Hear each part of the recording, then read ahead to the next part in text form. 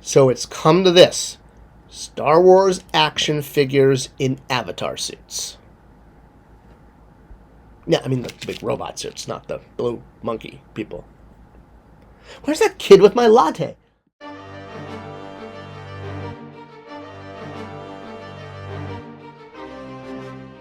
Hey everyone, welcome back to Spector Creative. I am Scott, Toy Guru Neitlich. Yes, I made up my own nickname. It was originally just a way to make sure people knew what the message was coming from. But then it just became like a nickname and it stuck. And what can I say? It's like, Azim in Robin Hood, Prince of Thieves. His name means, great one. Did you give yourself this name? Okay. Enough of that. We are today here talking about what is going on with current kid Star Wars product. So, if you have seen, the new line for kids is the Epic Force, or mainly calling it Power of Force, as opposed to Power of the Force. I picked up Yoda the other day. I have Chewbacca, too, somewhere around here. These figures are actually pretty darn good. The original ones had holes in the back for clipping on armor. And but I mean, even he's got a ball joint, in his arm, and he's got wrist articulation. I mean, this figure is just as articulated as pretty much you need a Yoda figure to be. I know in the vintage collection you get elbow and knee, but man, yeah, for $8 plus he comes with a bunch of accessories. It's about the best deal you can get. I don't know if this line, how much legs it has. It's basically just putting out A-list figures for kids, which is exactly what you want to do if you want to sell toys. I've only been picking out the couple that are sort of classic trilogy. Like I bought Vader, a Stormtrooper, this Yoda, and Chewbacca. I didn't even buy Luke, because that's Luke from Mandalorian, not Return of the Jedi.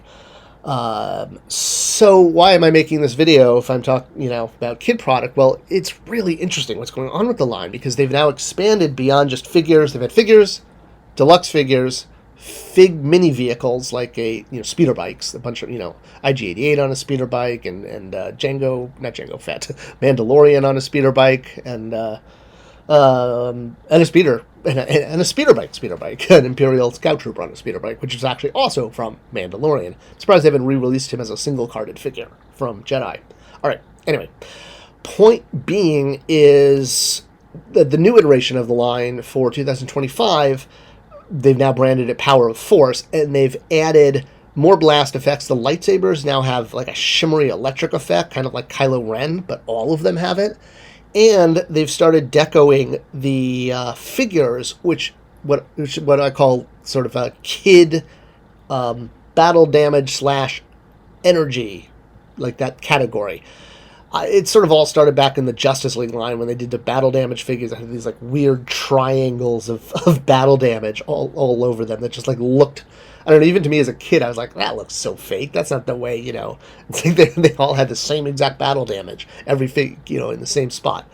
So what they're doing with these new Epic Force figures is they're doing them with things like, lightning going up the arms in the Target 6-pack or 5-pack, I forget what it is, or more so these Mech droid sets where the figures have like a tech, like almost like a...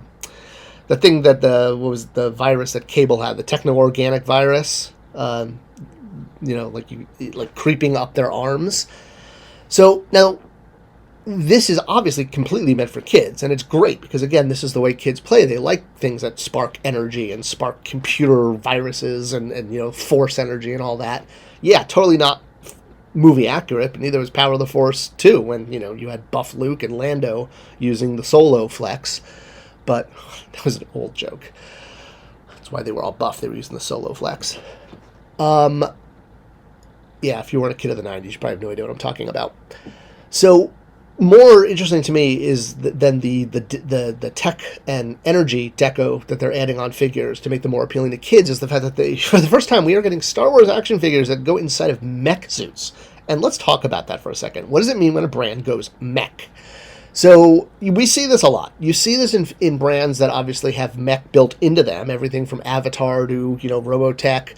I mean, even you could say, Power Rangers and Voltron absolutely falls into that category. I mean, whether you're dealing with humanized mechs or animal morph mechs, like a lion versus a humanoid.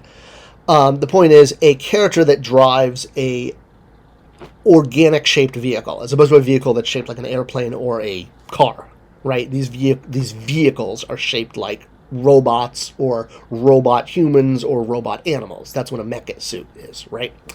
Different from a vehicle.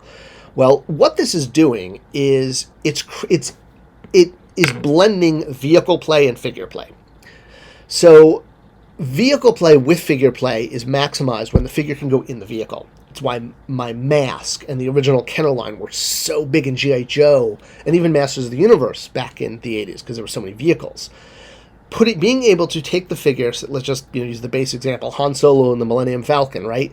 Well, now you are driving the Millennium Falcon because Han is your avatar as a child. The toy is an avatar for your imagination. So being able to put that avatar inside of a Millennium Falcon, shut that cockpit and zoom it around, that's also the difference between a toy vehicle and a collectible. Once you stop being able to zoom a ship around in the air, it's no longer a toy. Good luck doing that with the Ghost or the Razor Crest. Give that to a 7-year-old. It'll crush them. No, don't do that. It was a joke. Do not give those to a 7-year-old. Spector Creative does not endorse giving large toys to children that might possibly kill them. This is not an activity Spector Creative endorses in any way. Murdering children is a bad thing, especially when you do it with toys. Okay, public awareness speech over.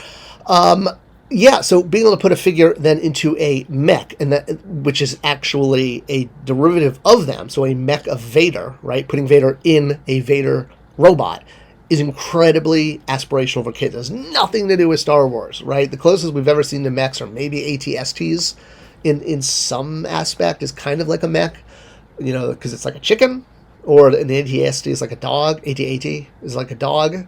So this might be considered kind of mechish, which is, I think, how this idea happened, but I almost guarantee it came out of a focus group. I have a feeling that because I've been in so many of these with so many toy companies. Hasbro's one of the only ones I haven't worked for. But at Mattel, all the time, we would have a focus group, and we'd have kids, and we'd even ask the kids, how would you play with this product? Or how would you like to play with this brand?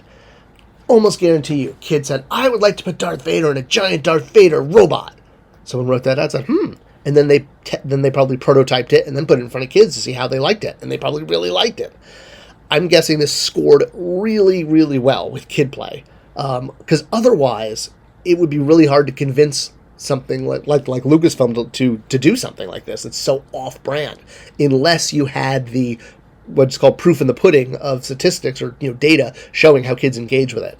So if you want your mech Mandalorian to battle your mech Stormtrooper, now is the time.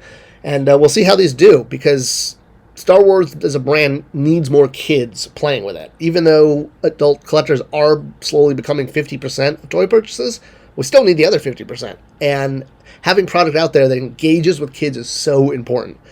And when a brand goes mech, and Star Wars is not the only one to have done this. We've seen this with lots of brands. It's because the data shows that this is how kids want to engage, which is pretty consistent. Almost think every toy line should just go mech because it tends to work.